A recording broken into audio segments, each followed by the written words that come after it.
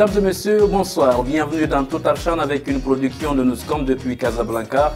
Nous allons parler dans un instant du Sili local de Guinée. Battu à 2 reprises dans cette compétition par le Maroc et le Soudan, l'équipe de Guinée est éliminée sur papier, mais peut se qualifier pour la suite de la compétition parce que la Fédération guinéenne de football a porté une réserve contre un joueur du Soudan qui a été aligné et qui ne serait pas qualifié pour disputer cette compétition. Le verdict de la Confédération africaine de football n'est pas encore tombé. Les deux équipes gardent leur souffle. On va suivre tout cela dans un court instant avec notre invité de cet après-midi. Et nous recevons Mohamed Balamine pour en parler. Bonsoir Mohamed. Bonsoir Alassane et bonsoir à tous. Bienvenue, c'est votre première sur ce plateau de Total Chan 2. Il m'avait manqué, c'est avec plaisir que je vous retrouve. Merci à toutes et à tous mesdames et messieurs, installez-vous donc confortablement. Tout de suite c'est Total Chan. Une nouvelle fois, bonsoir. Merci donc de nous rejoindre. Je vous le savez, c'est votre quotidien d'information sportive, une quotidienne qui parle essentiellement du championnat d'Afrique des Nations. Nous allons commencer cette émission, cette nouvelle émission, par les résultats du groupe B des matchs qui se sont joués hier. Mohamed Balamine, la Côte d'Ivoire est opposée à la Zambie. L'Ouganda a joué contre la Namibie. 2 résultats enregistrés et c'est 2 victoires. C'est la Zambie qui s'impose en première heure à 16h30 contre les Ivoiriens. 2-0. Une deuxième victoire, synonyme de qualification et synonyme d'élimination pour les éléphants. Oui, pour la Zambie déjà, on n'est pas surpris. On sait que le sature de cette équipe zambienne est composé des U20 qui ont été sacrés champions d'Afrique. Et il y a beaucoup de qualité dans cette équipe. On ne l'attendait pas forcément à ce niveau. Et malheureusement pour la Côte d'Ivoire, cette équipe zambienne est restée constante sur ce qu'elle a proposé ces 2 dernières années. Maintenant, pour la Côte d'Ivoire, il y a énormément de problèmes pour Habib Kolo Touré, puisque la plupart des garçons qui se sont révélés dans le championnat ivoirien et qui ont été sélectionnés dans cette équipe nationale locale sont partis monnayer leur talent, soit dans le nord du continent, soit en Europe. Donc il est dans un perpétuel recommencement. Et figurez-vous que juste avant ce championnat d'Afrique des Nations, il y a eu 4 ou 5 même joueurs blessés dans cette équipe et que des titulaires qui ont été donc blessés, qui sont indisponibles. C'est compliqué, c'est difficile dans ces conditions de bâtir une équipe compétitive et de rester sur la continuité puisqu'il est dans un perpétuel recommencement. Donc Zambie 2, Côte d'Ivoire 0 dans ce groupe B. Namibie, Ouganda, 1-0. Le but ougandais a été marqué à la 92e minute lors de la première sortie. C'est à la 90e minute que la Namibie a marqué lors de sa première sortie. C'est une équipe qui marque à la dernière minute un seul but et ça suffit pour le tour suivant. Oui, c'est la grosse sensation de ce premier tour, cette équipe namibienne qui est la surprise, en tout cas, à mon avis, de ce début de compétition. Personne n'attendait ce pays-là. Il était considéré comme le petit poussé. Quand on voit qu'il y a la Côte d'Ivoire, quand on voit qu'il y a... Qui a fini 3e lors de la dernière édition. Lors de la dernière édition, il y a la Zambie, mais il y a l'Ouganda qu'il ne faut pas négliger. L'Ouganda qui a montré de belles choses ces derniers temps. Donc la Namibie est en train vraiment d'être la sensation de ce début de compétition. On va voir tout de suite le classement. Sinon, je vous rappelle encore les résultats de ce groupe B, mesdames, messieurs, de ces rencontres disputées donc hier. La formation de la Zambie s'est imposée 2-0 grâce à un doublé de Moulinga. Et pendant ce temps, la Namibie a battu l'Ouganda 1-0. Et au classement, vous retrouvez la Zambie est en tête avec 6 points, suivi de la Namibie 6 points, la Côte d'Ivoire et l'Ouganda 0 points. Lors de la prochaine journée, vous aurez Namibie, Zambie, Ouganda face à la Côte d'Ivoire. Disons des qualifiés qui se retrouvent et les 2 derniers qui vont se retrouver pour l'honneur. Oui, effectivement, ils vont jouer les 2 premiers cités pour le leadership dans ce groupe. Mais au-delà de tout cela, moi je pense que c'est le football de l'Afrique australe qui est récompensé et qui est en train de revenir sur le devant de la scène.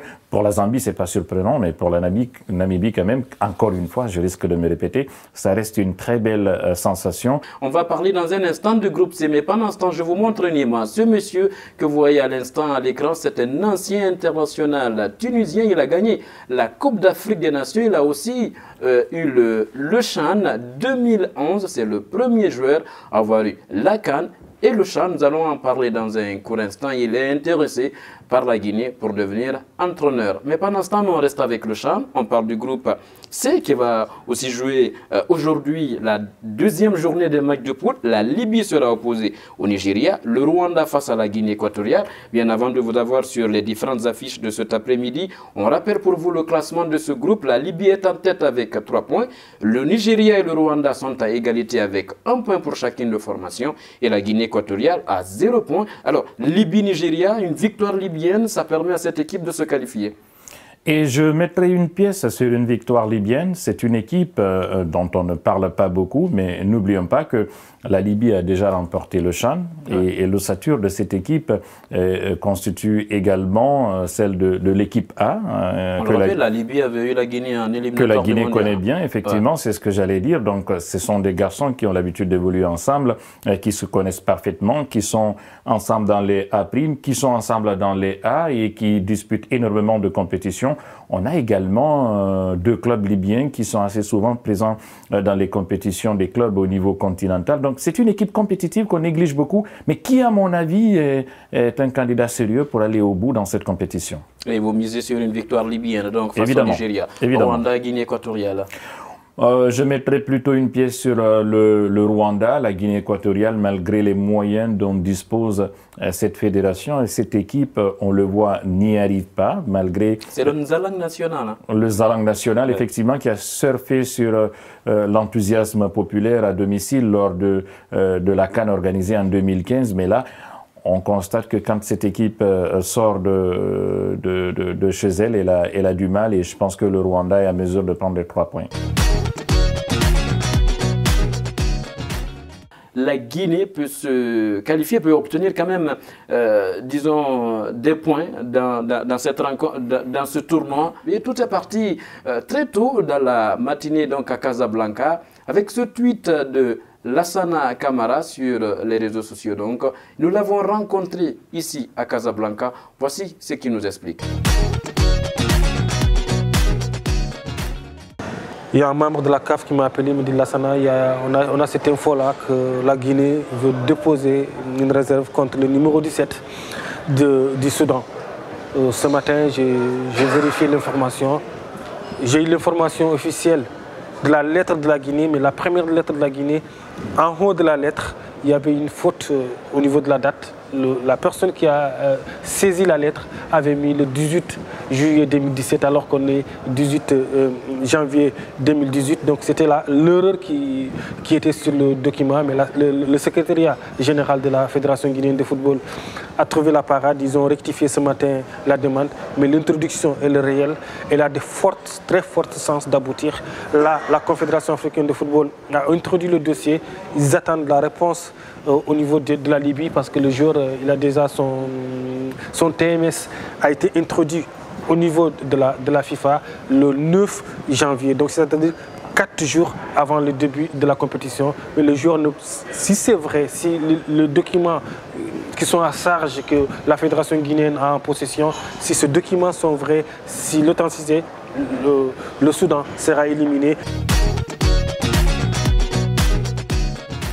Balamine, on se rappelle, en Guinée équatoriale, la Guinée s'est qualifiée à travers un tirage au sort, c'était avec l'équipe du Mali. Après, le Ghana a éliminé la Guinée lors de cette compétition.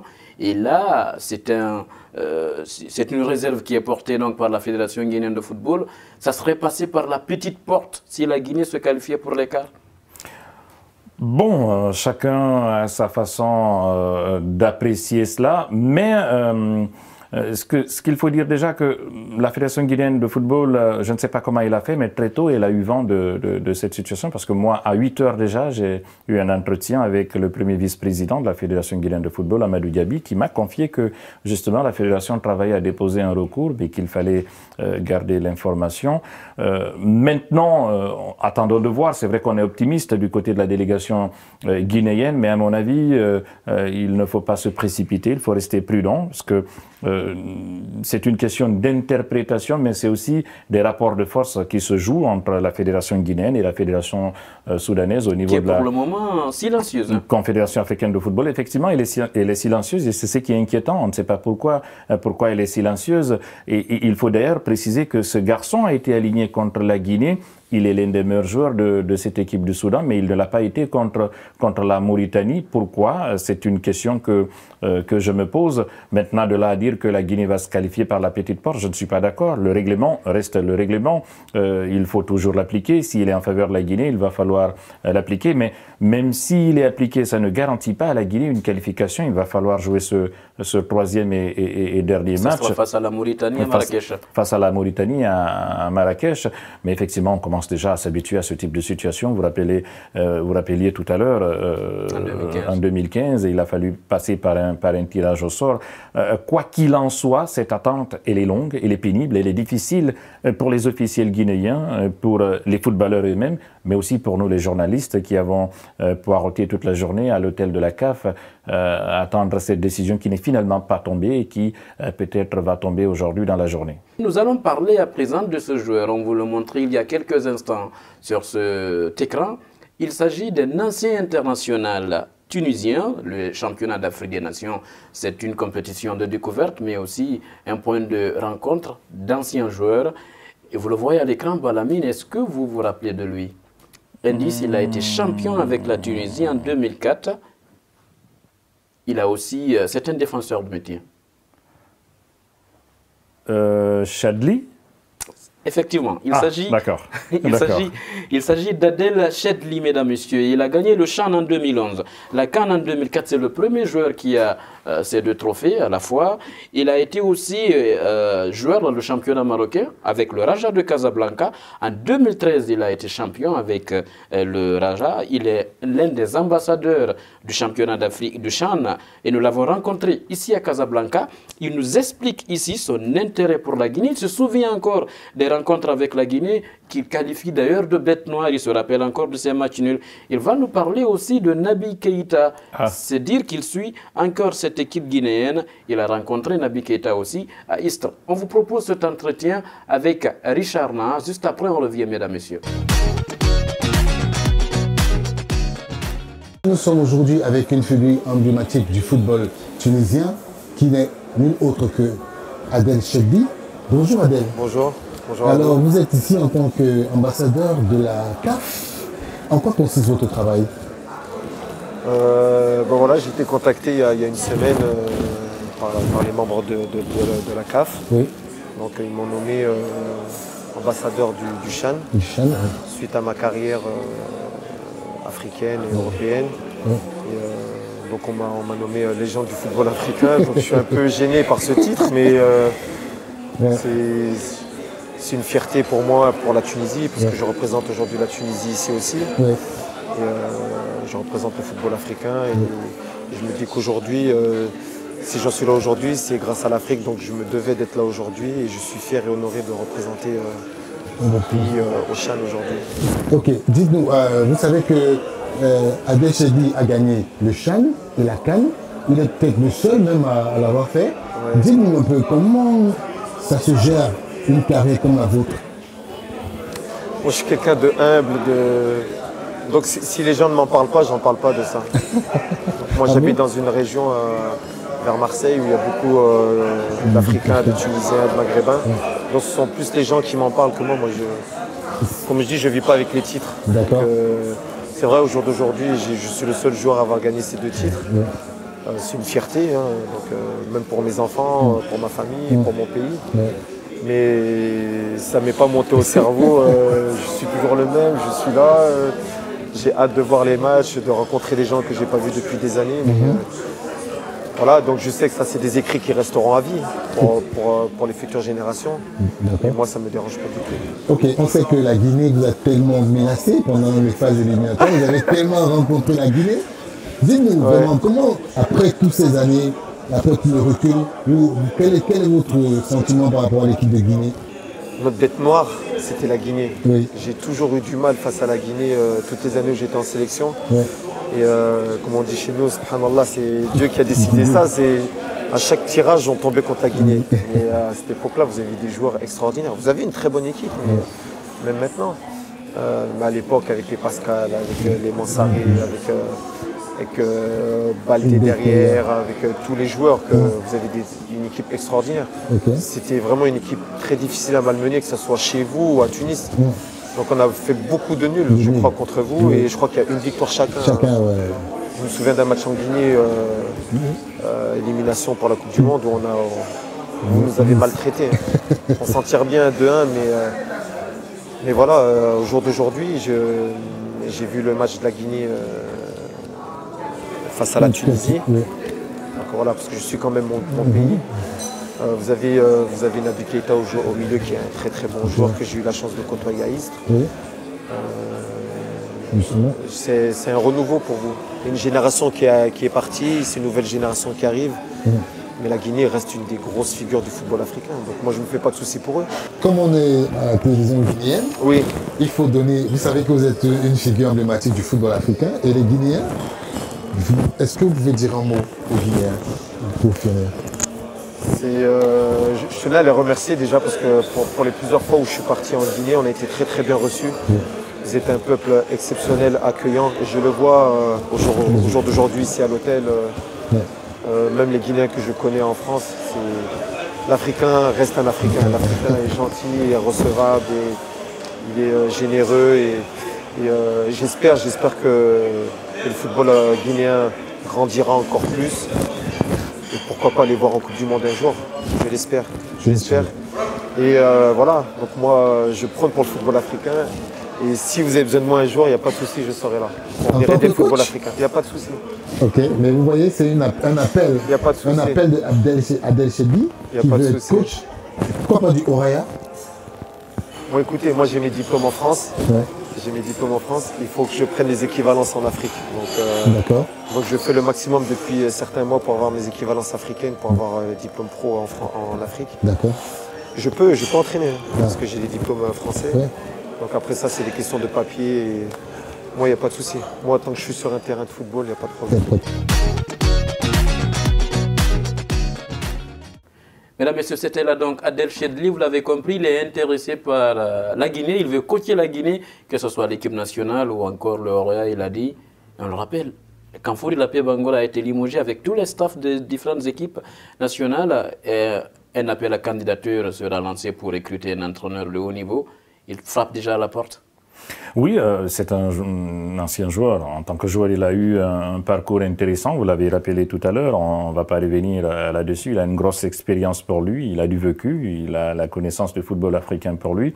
Maintenant, moi, je pense qu'il faut rester assez prudent. Parce que depuis l'annonce du limogeage de Kamfori Lapé Bangola et des différents staffs des équipes nationales, il y a beaucoup de lobbies qui se mettent en place. Aujourd'hui, on parle de Chedli, d'autres parlent de Pablo Cham, bref. Chacun est en train de sortir un nom, on voit les gens se positionner sur les réseaux sociaux. Je pense que la Fédération guinéenne de football doit faire très attention.